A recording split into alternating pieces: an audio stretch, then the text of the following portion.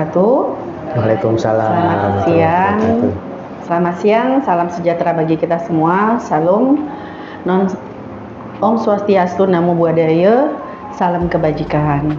Selamat datang Bapak No Budi Raharjo. Aduh, namanya agak susah ya. Bapak sebagai Wakil Ketua Yayasan Lavender Indonesia, benar Pak? Iya. Oke. Apa kabar Pak Nowo? Alhamdulillah. Luar biasa ya Pak ya. Alhamdulillah. Perkenalkan, saya udah tahu ya Pak ya namanya. Sudah. Bunda Duben kalau di sini dikenalnya. Oke. Kita mungkin mama-mama di sini belum tahu nih Pak. Pak Nowo ini sebagai apa? Yang dulu pernah datang itu anak didik ya mungkin ya. Kayak Farah lebih gitu. ke rekan ya. Rekanan. Oke, rekan ya Pak ya. Nah, kita mungkin mama-mama di sini kita akan berbincang itu tentang caregiver. Caregiver itu sendiri apa sih? Kita mungkin belum paham banget ya. Ya Pak ya, mungkin masih agak awam ya di telinga kita.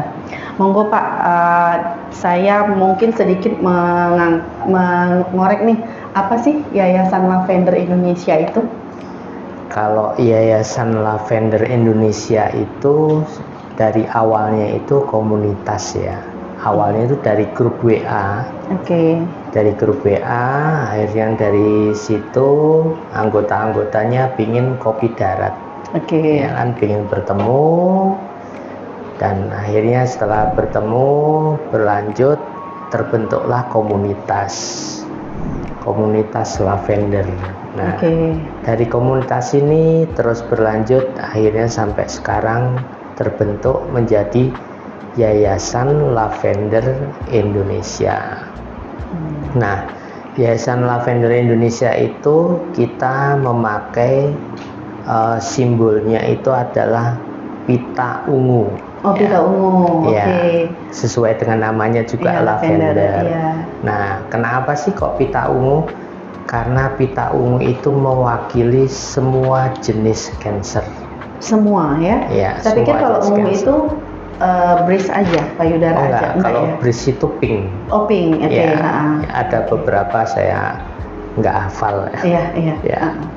Itu jadi sampai saat ini kita memang mengakomodir dari teman-teman itu dari berbagai jenis kanker itu mencoba mengakomodir kebutuhan mereka, body, mind, and soul. Body, mind, and soul. Oke. Iya. Oke. Nah Pak, bergerak dalam penanganan apa nih Pak untuk diri lavendernya sendiri? Kalau lavendernya sendiri kita punya beberapa program ya.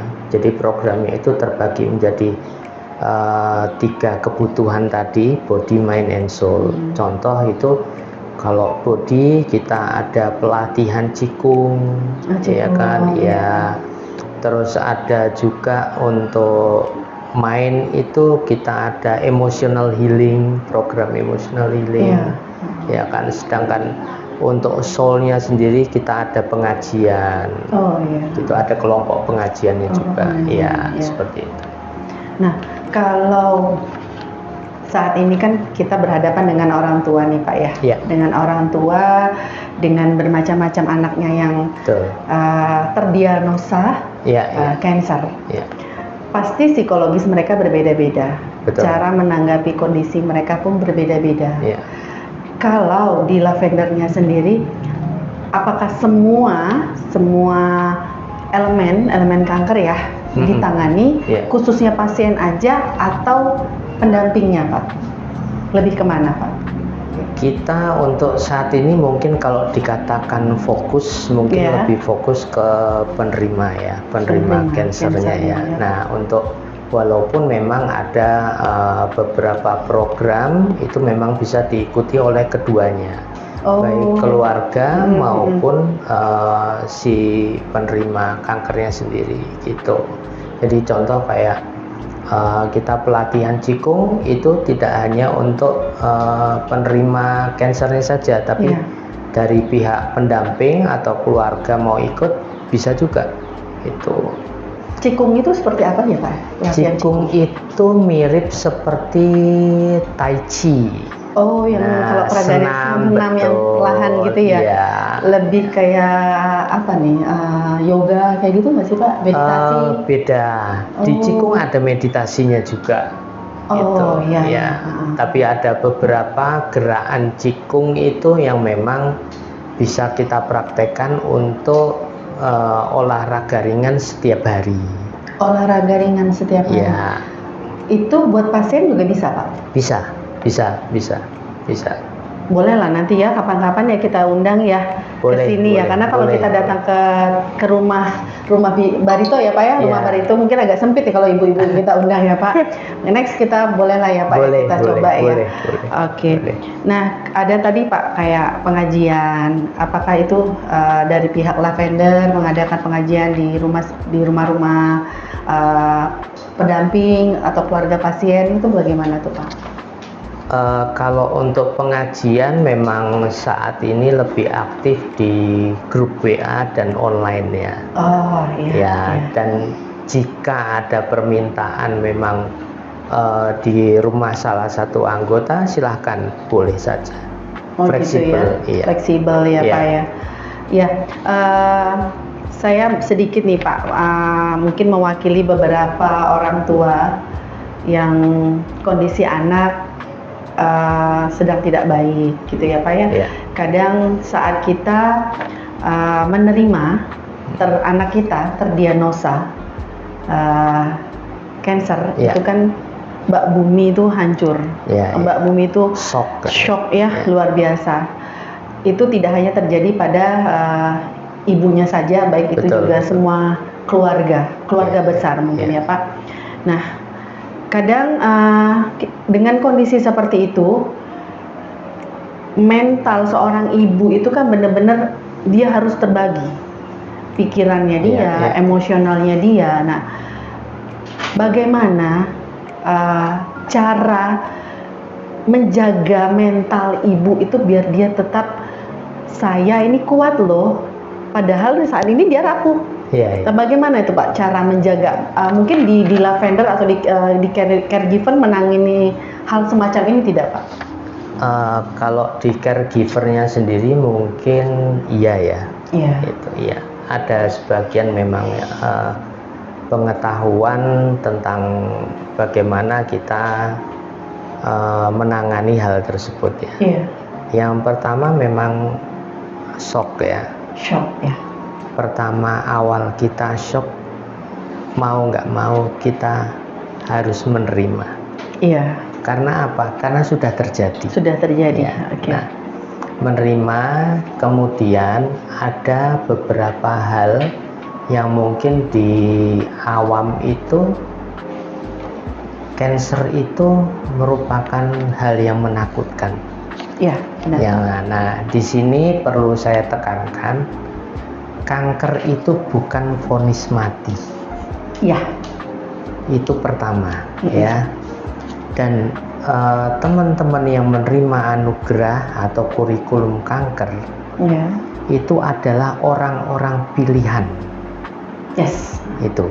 Kenapa sih orang-orang pilihan? Karena apa? Dengan apa yang dia terima dan apa yang dia rasakan, belum tentu loh kita yang sehat mampu dan kuat seperti mereka. Benar. Itu. Kenapa saya bilang mereka ini orang-orang pilihan. Itu. Jadi jangan begitu menerima diagnosa kanker, waduh bumi itu serasa runtuh. Aku tidak bisa melakukan hal apapun. Itu benar. Salah. Itu. Jadi vonis itu bukan kanker itu bukan vonis mati. Itu. Dan kanker saat ini bukan penyakit yang menakutkan. Karena apa? Karena teknologi pun juga semakin canggih. Betul. Pengobatannya juga sudah beragam. Betul. Dan banyak alternatif lain. Itu baik medis maupun non medis. Berarti itu. Kanker itu bukan akhir dari segalanya, betul, tapi sangat adalah betul. Kurikulum hidup. pembelajaran hidup. hidup. Jadi bagaimana kita bisa menerima kondisi Betul. yang saat ini kita hadapi. Iya, Benar ya Pak iya, ya? iya. Nah, tapi kan tidak semudah kita bicara, oh ya seperti ini. Tapi kan Betul, yang menjalaninya betul. Iya, beda, iya, iya, gitu ya Pak ya. Nah, contoh saya pribadi pernah menjalani di Betul, posisi seperti betul, ibu-ibu betul, ini, betul. dan saya berharap mereka tidak menjalani apa yang saya rasakan, gitu Iya. kan. Saya pengen mereka lebih kuat dari saya, Iya. gitu kan. Nah, gimana nih Pak menjaga semuanya baik-baik saja, gitu kan. Sedang Iya, mereka iya. berhadapan tidak baik-baik saja nih. Betul. Nah, terkadang ibu-ibu di sini merasa dirinya sendiri. Betul, betul. Benar nggak Mama? Merasa Iya, sendiri iya.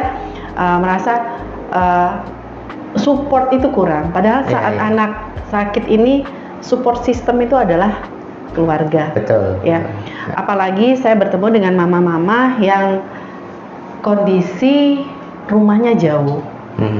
Jauh dari sanak saudara, jauh dari suami, jauh dari anak, misalnya ada adiknya, ada kakaknya. Itu kan mental mereka benar-benar digodok nih Pak. Betul, betul. Ya kan? Kawah candera di muka ya. Nah, ya. Akhirnya menyalahkan Iya, iya. diri sendiri. Ini salah saya, ini salah saya. Benar nggak? Ya kan? Iya, iya. Boleh nggak kayak seperti itu Pak? Saya jawab langsung ya Bu. Monggo Pak. Tidak boleh. Tidak boleh ya? Tidak boleh. Kenapa tidak boleh? Kita menyalahkan diri kita sendiri itu akan memperburuk situasi. Artinya apa? Rasa bersalah itu akan menutupi apa yang harus kita lakukan untuk menjadi lebih baik. Itu sama dengan waktu mama saya kena CA-MAMAE. Waktu itu udah stadium 3 ya. Stadium 3 lebih banyak arahnya itu ke stadium 4. Itu pun saya juga awalnya pas mama terdiagnosa itu di parkiran, begitu mama mendapat surat diagnosa itu langsung mama sobek, langsung dirobek surat-suratnya itu, surat diagnosanya, terus bilang ke saya, mama nggak mau medis. Oh Gitu. iya. Walaupun bukan artinya bahwa medis itu adalah musuh kita, bukan. Dan iya. itu pun anggapan itu pun salah. Ya. Karena itu akan berdampingan untuk selanjutnya itu. Nah, untuk awalnya mau tidak mau kita harus menerima dulu.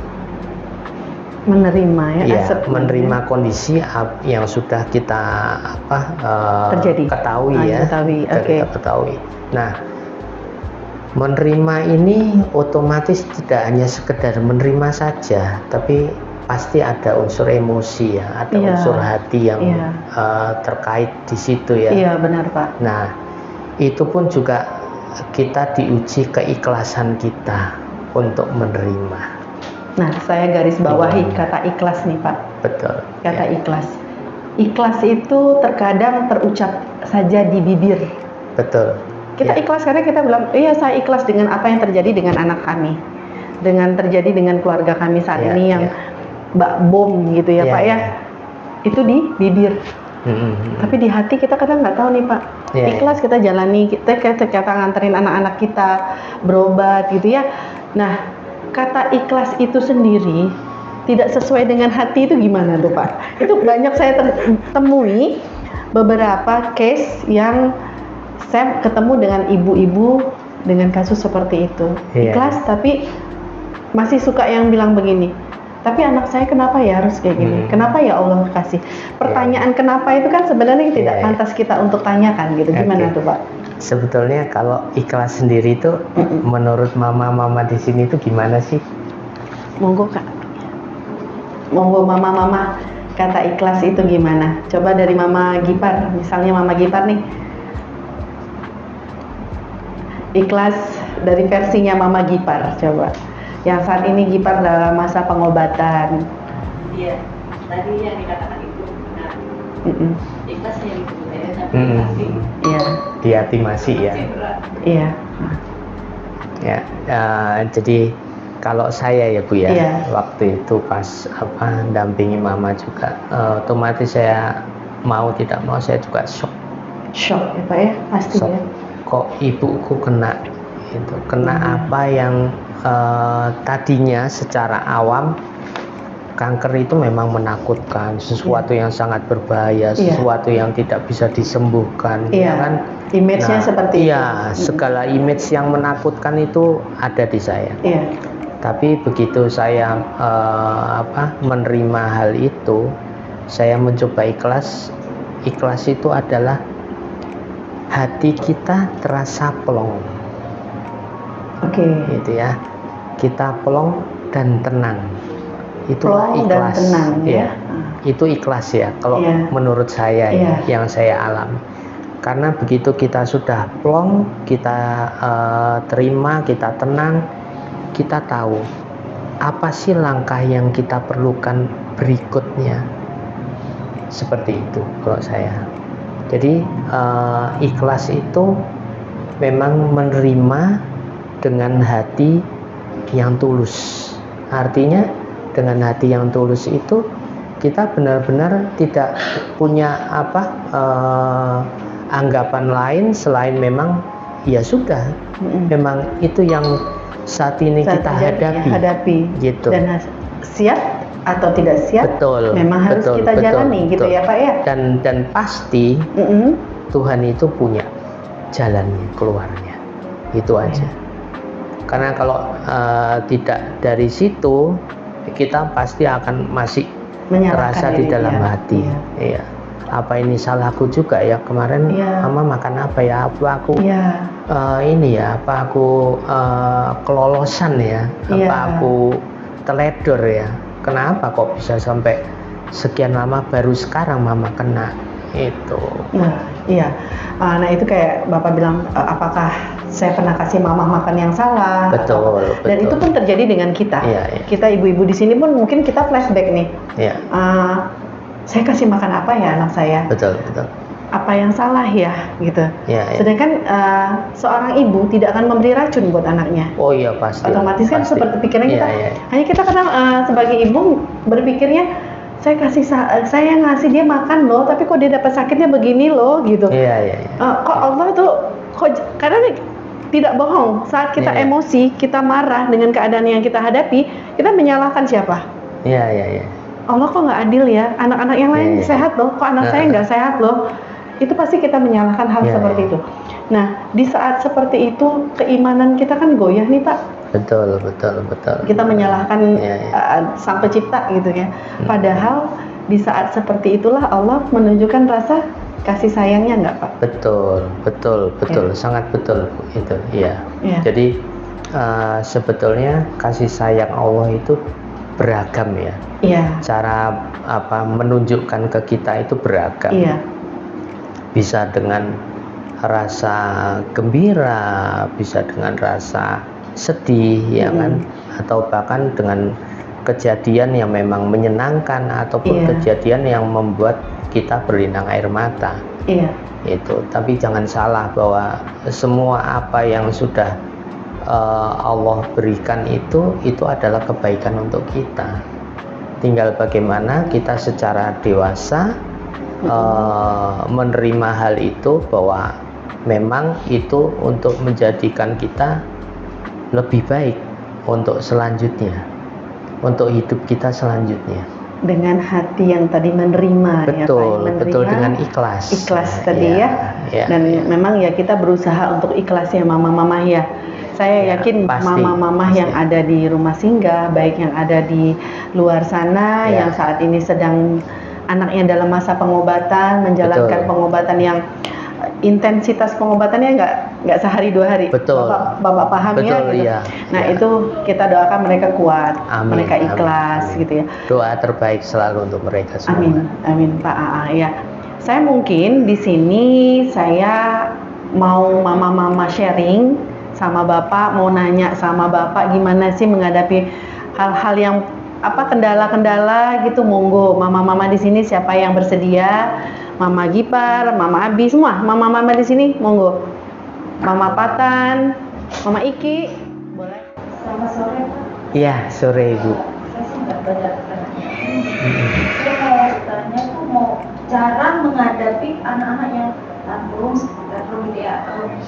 Oke, kan anak-anak ini kan mudah, apalagi kayak anak saya kan kota ya. Jadi daya apa ya, dewasanya itu usianya sekarang 12 tahun. Dewasanya mungkin nggak di usia mereka gitu. Jadi seperti anak-anak kembali seperti anak yang diagnosa penyakitnya pada otak ya. Iya.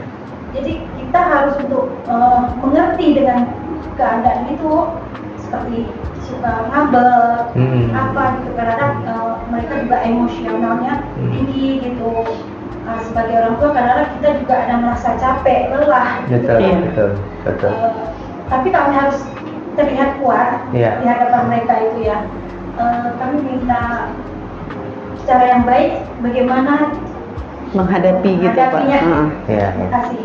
Ya, oke, terima kasih Ibu. Terima kasih Mama Fatan. Pertanyaan yang berbobot kalau menurut saya. Jadi awal mau nggak mau kita harus tarik nafas Bu. Tarik nafas, buang nafas. Kita tenangkan dulu, ya kan? Kita tenangkan dulu. Setelah kita tenang, kita dekati si anak. Menenangkan si anak itu ada beberapa cara ya. Sebagai contoh itu ada memang di bagian ibu jari ya, ibu jari atau jari telunjuk ya, jari telunjuk. Nah kalau ibu jari itu cukup si anak coba disuruh gini, terus kita genggam 5 menit aja. Ini untuk menenangkan Bu. Ini namanya tangan bayi. Tangan bayi, kalau ibu lihat balik ke zaman dulu ya, anak akan lebih tenang kalau ketika dia menyentuh jarinya seperti ini. Di dalam kandungan pun kalau kita lihat itu dia akan tenang seperti ini. Ya kan? Nah, itu bisa dipraktekkan ke anak. Atau kita usap tulang punggung. Oh iya. Tulang punggung. Iya, saya praktek tulang punggung. Iya. Itu usapan ibu itu sangat berarti untuk anak. Karena apa? Karena vibrasinya lebih masuk. Jadi getaran rasa sayangnya ibu dan keinginan ibu untuk menenangkan si anak itu bisa lewat sentuhan. Itu. Nah, itu ini Pak, salah satu. Mungkin kayak usapan di pundak betul. Saya pernah menerapkan itu. Kasus anak saya dengan Mama Fatan itu sama, brain tumor. Nah, diusap dengan lembut gitu, menenangkan terapi menenangkan ya Pak ya. Dan kalau diusap di kepala itu bisa mengurangi rasa nyeri. Gitu. Usapan tuh fungsinya seperti itu. Jadi kita juga harus bisa belajar titik-titik mana yang betul. Untuk salah anak, satunya itu ya. Jadi gitu. kalau misalnya brain tumor itu biasanya kita usapnya itu seperti ini. Jadi dari depan ke belakang. Tuh, terus sampai disolawatin Mak. Misalnya kalau tantrum kayak gitu kan kita nggak kira-kira ya kalau lagi ngamuk ya, anak ya. Apalagi kalau misalnya memang dibacakan doa itu lebih efektif, jauh lebih efektif. Gitu. Kalau yang terapi tangan jari tadi memang saya baru tahu nih Pak. Kayak gini. Berarti Gipar kalau lagi ngamuk suruh pegangan jempolnya ya, begini ya Gipar ya. Lebih tenang. Sama dia kan kalau lagi ngambek. Bikin kita emosi gitu. Iya Pak. Kalau berkaitan dengan rasa mual ya Bu ya. Rasa mual itu bisa dengan seperti ini. Ini digenggam. Ini 5 menit aja. 5 menit ya. Ini sudah mengurangi rasa mual.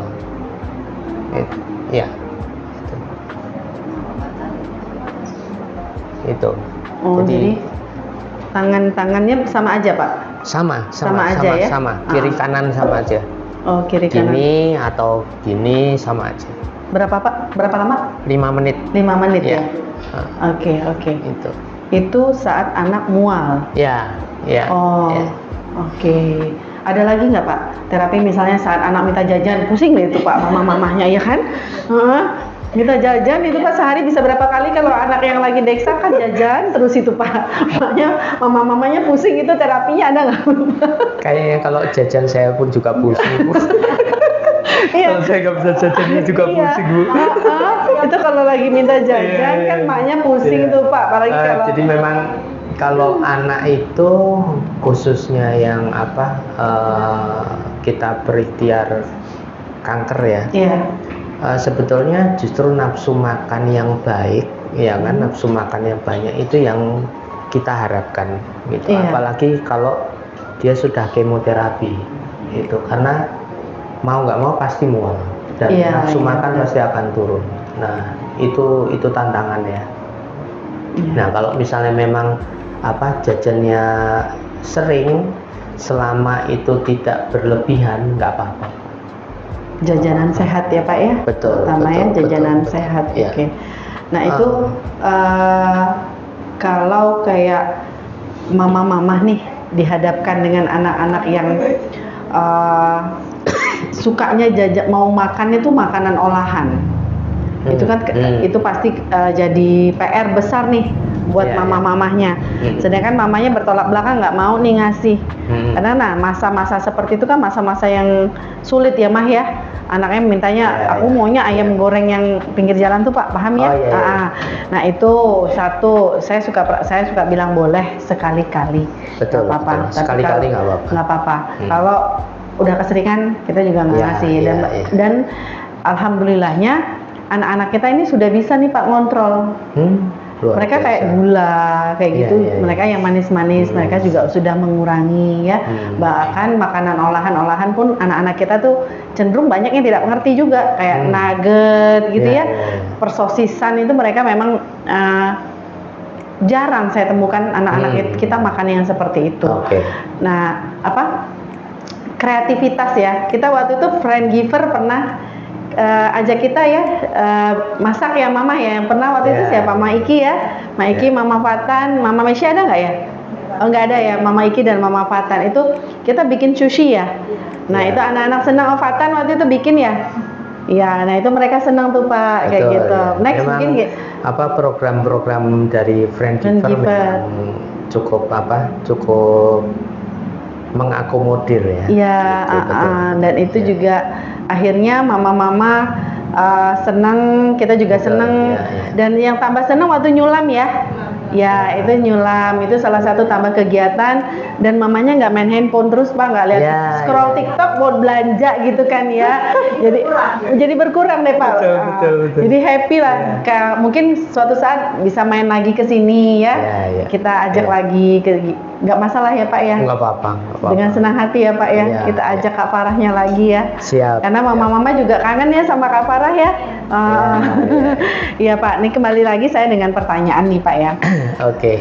Kalau caregiver itu penanganannya itu hanya untuk anak kanker aja atau ada penanganan lain misalnya kayak lansia? Saya pernah dengar itu ada penanganan lansia juga. Betul. Gitu gimana tuh Pak? Kalau lansia atau perbedaannya penanganan lansia dengan penanganan pasien kanker atau keluarga pasien kanker? Ya, kalau caregiver sendiri itu sebetulnya kalau untuk cancer itu lebih menyeluruh ya.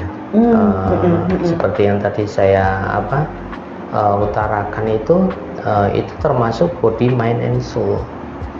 Gitu. Jadi mungkin ikhtiarnya itu kalau saya dulu merawat mama itu memang masuknya body, mind, and soul. Jadi body itu tindakan secara fisik ya kan, tindakan secara fisik yang bisa membuat mama itu terasa lebih nyaman. Nah, mungkin dengan terapi ya kan, terapi fisik ataupun mungkin terapi dengan alat, ya kan, sekarang banyak, ragamnya banyak. Nah Terus kemudian terapi dengan makanan, ya kan, kita memilih makanan yang organik, ya kan, makanan yang sehat bagaimana. Terus apa sih asupan yang tiap harinya itu diperlukan gitu. Nah, asupan ini itu sangat penting ya. Ada 3 hal yang boleh Mama catat selalu saya pakai sebagai acuan ya. Nah, yang pertama itu terpenuhi vitamin dan mineral. Vitamin dan mineral. Ya, vitamin dan mineral itu bisa dari sayur, bisa dari buah, bisa dari nabati maupun hewani ya. Nabati yang tadi saya sebutkan ataupun hewani ya. Kadang orang bilang kanker itu harus mengurangi daging. Ya kan? Betul. Tapi jangan lupa bahwa nutrisi hewani tidak bisa tergantikan oleh nabati. Ya kan? Nah, bisa saja hewani ini dikurangi porsinya. Contoh, mungkin 3 hari sekali kita konsumsi daging sapi, mungkin 1 iris gini, ya kan? Nah, itu mungkin tipis, ya kan? Itu bisa kita konsumsi. Nah, gimana kalau tiap hari? Boleh air kaldunya. Pengolahannya berarti ya, kembali ke pengolahan. Betul. Nah, itu air kaldunya bisa didapat di situ. Itu dari sumber mineral, ya kan?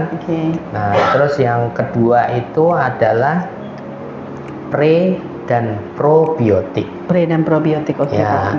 Nah, sekarang gimana sih triknya? Pre dan probiotik itu bisa sekali konsumsi. Bisa sekali konsumsi bisa dalam ya? 1 hari. Pakai apa? 1 iris tempe dan 3 kurma. 1 iris tempe dengan 3 kurma. Tuh mah, catat tuh mah. Itu pre dan probiotik sekaligus dalam 1 hari. Itu cukup segitu Pak? Cukup penuhi ya semua nutrisinya? Pre dan pro-nya ya? Iya, cukup terpenuhi itu. Cukup. Wow. Nah, terus yang ketiga itu adalah elektrolit. Elektrolit tuh, elektrolit anak-anak mah. Elektrolit bisa didapat di air kelapa, melon, semangka, alpukat. Nah, itu bisa dapat. Pokoknya 3 hal itu. Itu yang jadi acuan saya untuk asupan ya. Untuk asupan ya, Pak ya. Jadi ada beberapa trik juga gimana sih vitamin dan mineral itu bisa sekali makan itu terpenuhi semua. Bisa nggak? Bisa aja, tapi mungkin tidak secara keseluruhan. Nah, dari apa? Dari daun kelor, moringa. Daun kelor itu sumber vitamin dan mineral yang memang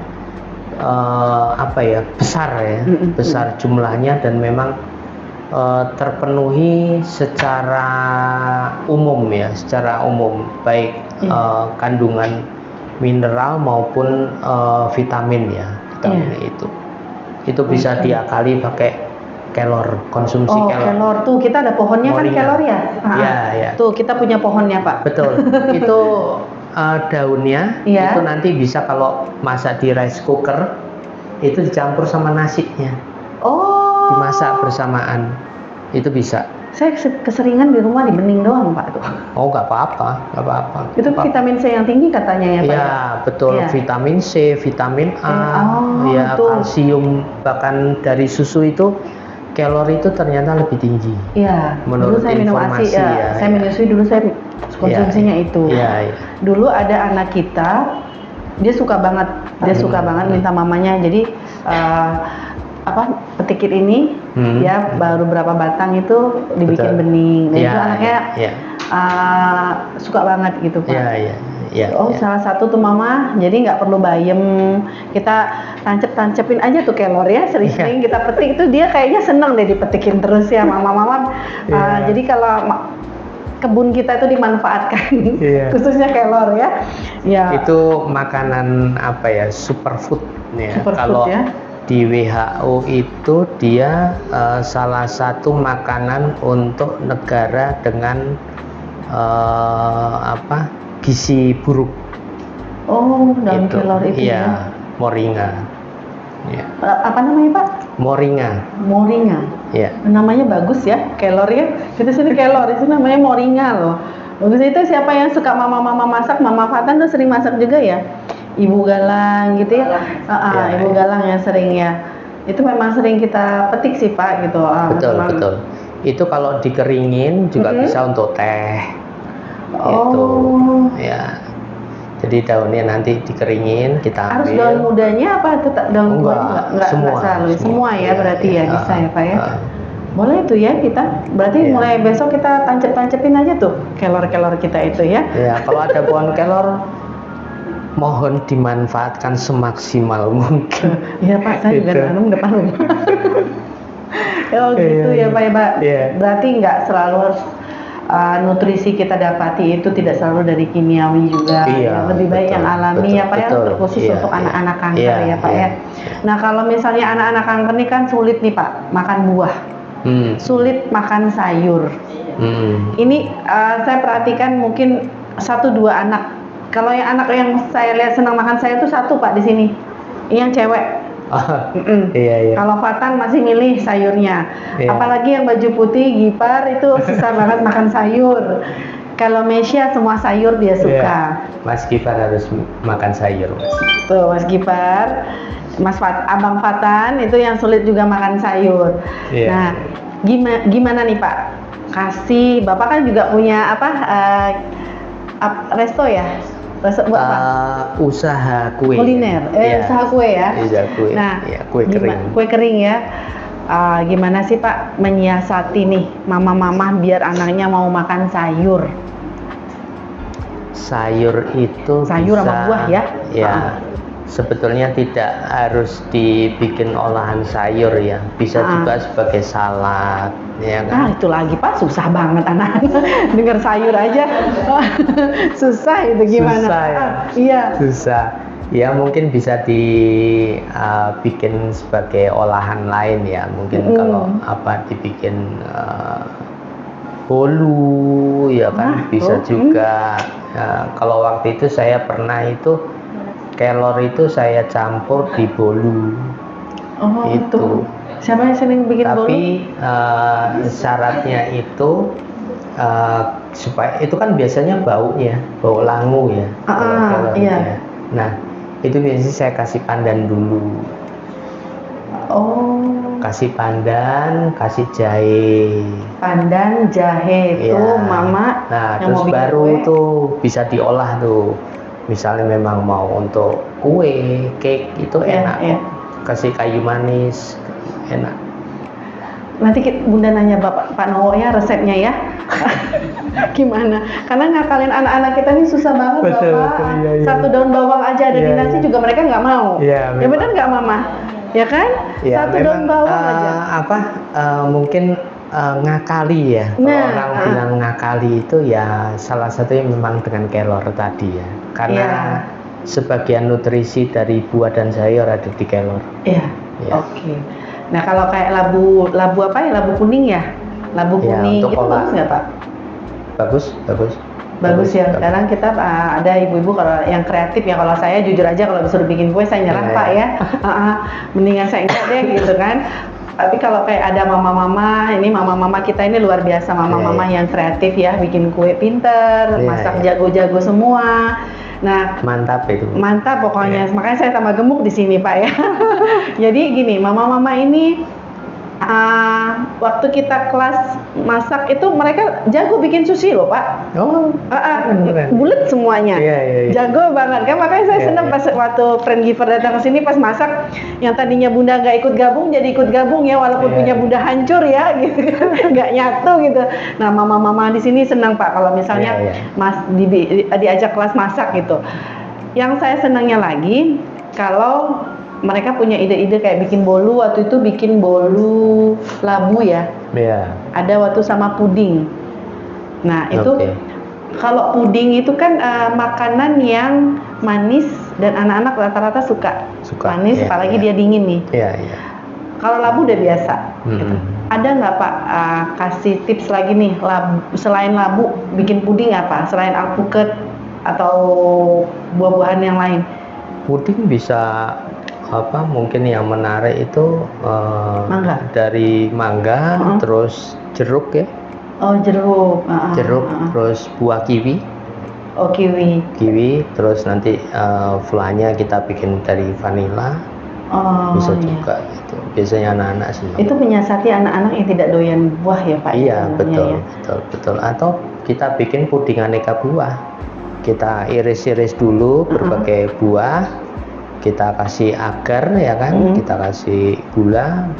Mungkin gula ini kan sebetulnya gula yang baik itu adalah memang salah satunya itu stevia. Stevia, Ya, stevia. Terus ada yang namanya gula kong. Itu gula dari singkong Oh, gitu. gula kong. Ya, Tadi kita singkong dibikin keripik ya? itu ada Bu. Ada ya? Ada. Oh. Itu gula singkong namanya. Terus ada yang gula aren, itu yang Iya, bagus. Gula kong itu jual bebas Pak? Iya, ada kok sekarang di online lah banyak. Oh, gula kong namanya ya? Gula Oke. singkong. Gula singkong. Ya. Nah kan kalau kayak tadi Bapak bilang Madu juga bisa.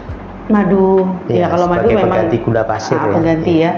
Nah kalau kayak Bapak kasih ide tadi, oh ya dengan cara pakai buahnya dipotong-potong. Iya, Anak kita ini kan pinter-pinter nih Pak, pinter-pinter banget. Kak dia ada, tadi saya bilang daun bawang 1 biji aja di piring mereka bisa singkirin gitu kan. Apalagi buah Bisa yang udah dipisah itu, dipotong-potong Bu, bisa ya. dipisahin, yang dimakan pudingnya aja gitu kan. Nah itu kan kadang PR besar nih buat mama-mamahnya. Betul.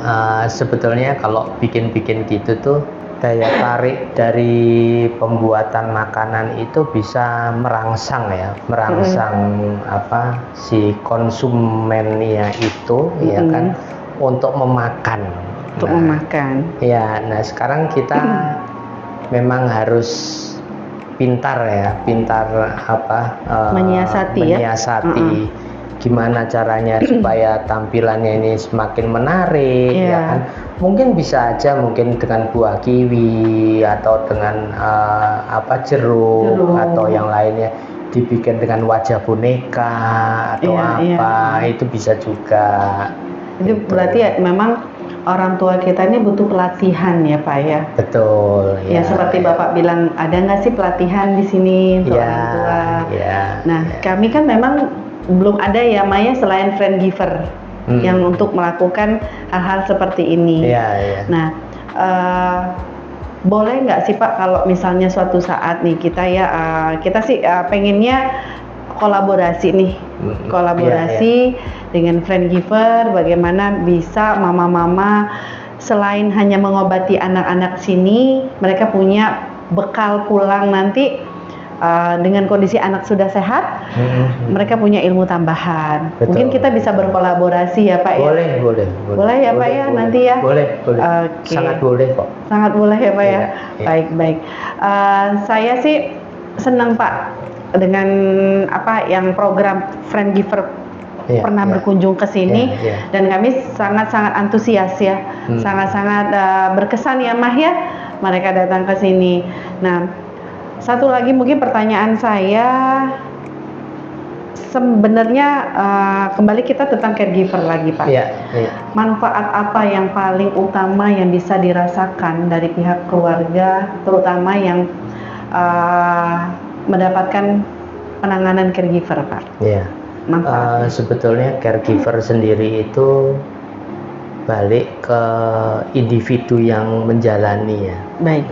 Jadi ada beberapa hal yang memang dari caregivernya sendiri itu punya bekal gitu. Punya bekal atau tidak. Nah, kalau yang punya bekal mungkin akan dirasakan manfaatnya lebih banyak dan lebih bermanfaat ya itu. Nah, contohnya apa sih? Contoh mungkin begitu kita menerima kondisi bahwa saya contohkan diri saya sendiri ya. Waktu saya menerima mama dengan mama segala macam, itu saya awalnya berusaha untuk sebetulnya pengobatan untuk kanker payudara itu apa aja sih? Yang gitu, sudah ada iya. itu apa aja sih? Iya. Gitu kan. Nah, sekarang tuh kan ada si mbah-mbah yang sakti ya Bu ya, Mbah Google ya Bu. Ya Mbak Google ya. Ya kan itu tuh Mbah Sakti itu ya. Nah, akhirnya saya juga browsing Bu di situ. Iya, akhirnya ya. Sebetulnya saat ini apa sih yang bisa mengobati kanker payudara? Ya. Dari situ saya browsing, saya kumpulkan semua informasi-informasi itu dan saya lebih detailkan lagi. Artinya lebih detailkan lagi itu adalah benar nggak nih terapi A dasarnya apa sih? Gitu. Ada nggak jurnalnya? Ada nggak testimoninya? Iya. Nah seperti itu dan masuk akal nggak itu ya? Ya pengobatan itu ya. Dalam arti masuk akal, tetap membaca literaturnya ya dari Google itu. Oh ini ternyata sudah diaplikasikan di sini, hasilnya seperti ini, testimoninya seperti ini. Nah seperti itu. Nah terus bagaimana sih dengan perawatan luka? Nah waktu itu Mama sudah luka ya, luka di payudaranya. Nah sebetulnya gimana sih kita sebagai pendamping, kita sebagai supporter atau sebutannya itu adalah caregiver, itu menangani hal itu, gitu. Perawatan luka gitu. Nah ternyata kalau luka kanker itu adalah luka yang lebih rapuh daripada luka biasa gitu. Iya, karena jaringan-jaringannya. Betul. Nah jangan sampai kita merawat luka itu menimbulkan perluasan atau bahkan menimbulkan luka baru. Luka baru. Betul. Itu. Nah, caranya gimana? Kembali lagi kita browsing Google. Oh, ternyata ada pelatihan loh merawat luka. Nah, seperti itu. Jadi beberapa hal itu tergantung dari individu yang kita sebut ini caregiver tadi gitu. Sampai sejauh mana mereka mau, ya kan? Mau itu artinya mau menjadi pendamping. Sejauh mana sih mau menjadi pendamping? Pendamping secara fisik kah? Pendamping secara mental kah? Emosional kah? Iya. Atau pendamping yang hanya pendamping sebagai teman, sekedar teman gitu. Nah ini kita kembalikan lagi nih. Kalau menurut saya kalau caregiver ya lebih baik memang menyeluruh body, mind, and soul gitu. Jadi body, mind, and soul itu jadi satu kesatuan gitu ya. Betul karena waktu penerapannya itu tidak tertutup bahwa mental pun kita juga akan kita hadapi gitu. Rasa sedih, rasa putus asa. Kok ini aku lama emang bisa sembuh nggak sih? Ya kan? Itu mungkin pertanyaan seperti itu terjadi pada pasien yang meranjak dewasa. Betul. Nah, ada pasien yang kadang ya kita maaf ya Pak ya, saat dia sudah bisa browsing itu kan itu PR besar buat orang tua. Betul. Kalau mungkin seusia Gipar atau seusia Mesya, dia taunya ke rumah sakit berobat, cek lab, hasil labnya bagus, mereka aman. Tapi mungkin dengan anak yang sudah beranjak dewasa, dia sudah paham dengan gadget dan teknologi, dia akan membuka nih sakit dia apa, dia browsing, dia paham ujungnya bagaimana, dia paham bagaimana pengobatannya. Dan ini Bu, saya potong ya Bu. Browsing ini tidak harus dilakukan oleh si penerima kurikulum kankernya ya, tapi dari keluarganya. Itu yang jadi support system yang sangat penting. Nah, kalau kan dari keluarga mungkin mereka membrowsing mencari solusi untuk pengobatan. Betul. Ya Pak ya. Betul. Tapi kalau anak-anak, mereka tahu nih mereka dengar nih dokter ngomong sakitnya A misalnya. Dia browsing sakit aku A, dia cari nih di Google.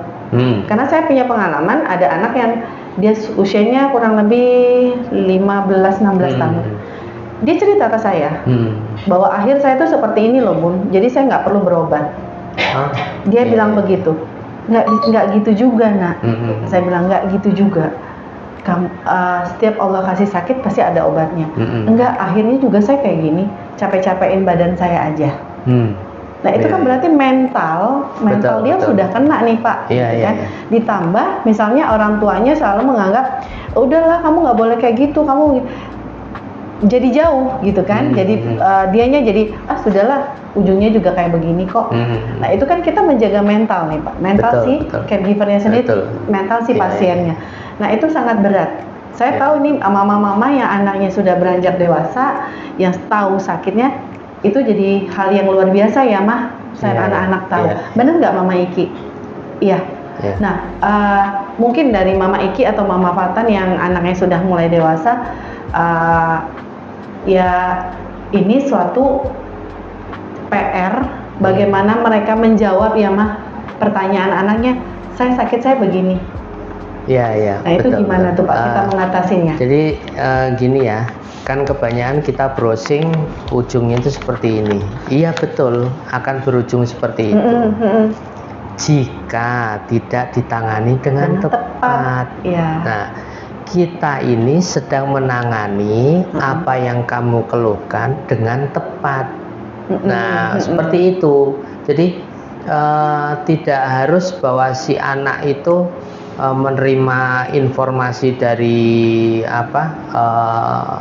web ya, dari internet itu akan seperti itu. Enggak, bukan, belum tentu gitu loh. Karena teknologi tidak semua diulas di website, ya kan. Metode ikhtiar juga belum semuanya mungkin masuk tidak, tidak ada di website. Kadang bahasa di website pun bertentangan dengan bahasa dokter. Betul. Kadang saya juga pengalaman pribadi saya sendiri, saya saat baca dengan penyakit anak saya itu bahasanya luar biasa dok, gitu kan. Dok ini saya bahasanya kok kayak gini ya, Bu. Saran dokter selalu bilang nggak usah buka si Mbah. Pusing kepala. Akhirnya saya tutup tuh Pak. Saya tutup, saya nggak mau buka lagi deh. Saya nggak mau baca deh gitu. Saring. Karena bahasanya agak ekstrim gitu. Kalau misalnya yang menerimanya bisa menyaring, oke. Kalau yang nggak bisa menyaring kan, dia telan mentah-mentah ya Pak ya. Benar ya seperti itu. Nah oke, berarti ya itu lagi ya Pak, kembali ke kurikulum ya. Si pembelajaran hidup. Pembelajaran hidup. Oke, mungkin mama-mama di sini ada yang mau nanya, Mama Iki atau Mama Fatan, apa mama-mama yang lain, monggo. Waktu kita tinggal sedikit lagi. Nggak apa-apa nanya tentang apa aja, Mama Fatan udah, Mama Iki. Nggak apa-apa Mama Iki mau nanya sama Bapak. Tanya apa Bu, silakan. Kasih. Anak tuh emosi kayak gitu ya, kalau misalkan dibilang Nah, Iki. gitu. Marah-marah gitu ya. Marah gitu. Ya, dibilang apa tuh Bu? Marahnya dibilang apa? Misalkan jangan makan ini, jangan makan itu, tapi dia ngomongnya dikit aja kok, pengen nyicip kayak gitu. Iya. Ya memang kalau usia anak ya memang Iki ada pertanyaan. belum bisa sepenuhnya mengontrol keinginan ya. Nah kalau misalnya apalagi anak yang memang masih pingin itu pingin ini nah memang akhirnya kita harus lebih kreatif ya Bu ya, lebih kreatif. Oh iya, sebetulnya sebagai pengganti itu apa sih, itu kan. Contoh nih misalnya ciki kita nggak boleh ya, kita nggak boleh. Nah mungkin kita bisa bikin roti kering dengan keju kambing ya kan? Keju kambing. Ada keju dari kambing, itu jauh lebih safe daripada ciki snack yang dengan MSG yang cukup tinggi. Nah mungkin bisa diakali seperti itu gitu ya. Memang mau nggak mau kita juga harus aktif Bu. Gitu. Harus kreatif ya Pak. Betul. Pedes-pedes gitu Pak. Kayak seblak gitu ya Mak ya. Kayak seblak gitu gimana Pak tuh? Kalau pedes-pedes mungkin ya bisa kita akali mungkin dengan jahe. Ya itu sebagai lada aman nggak Pak kalau lada bisa juga. Lada itu salah satu herbal juga kan ya? Iya, itu bisa juga. Cuma kan Kalau lada kita bikin sebagai makanan kering, kayaknya saya juga belum pernah nyoba. Oh iya. Kalau biskuit jahe ya saya tahu. Iya. Misalnya dia pinginnya makan seblak nih Pak, contoh ya. Kan cabenya kalau seblak tuh kan merah banget, saya aja suka serem ngelihatnya. Kita ganti pedesnya sama lada boleh kan ya? Boleh. Yang penting pedes ya Mah ya? Boleh. Gitu. Boleh. Apalagi habis kemo gitu, pengennya yang seger gitu. Nah, kecuali Bu, ini mungkin perkecualian ya. Iya. Kalau habis kemo, ya. Jadi kalau habis kemo, kalau anak pingin apa, silakan aja dulu Bu, selama dia masih mau makan. Nggak apa-apa itu Pak? Nggak apa-apa. Karena kan kalau habis masa kemo itu kan mereka cenderung nggak ada rasa ya. Betul. Lidahnya hambar gitu. Iya. Oh nggak masalah ya. Nggak apa-apa, selagi yang penting anak itu tetap mau makan. Mau makan, penting itu ya Pak. Yang penting mau makan mah. Dia mau makan Dan apa aja tentu sok dikasih. pasti kalau kita sebagai orang tua Bu, pasti ya Allah, Bismillah, sebelahku jadi obat. Amin. Kan? Berarti sugesti kita mensugesti diri sendiri. Betul. Yang kita makan biar jadi obat gitu ya Pak. Iya. Nah, satu lagi nih Pak, anak-anak kita itu nggak bisa nyium namanya bau mie instan. Bener nggak Mah? Kalau tuh ada yang langsung bener. Nah itu kan luar biasa nih Pak. Kadang kita perang batin nih mak-maknya.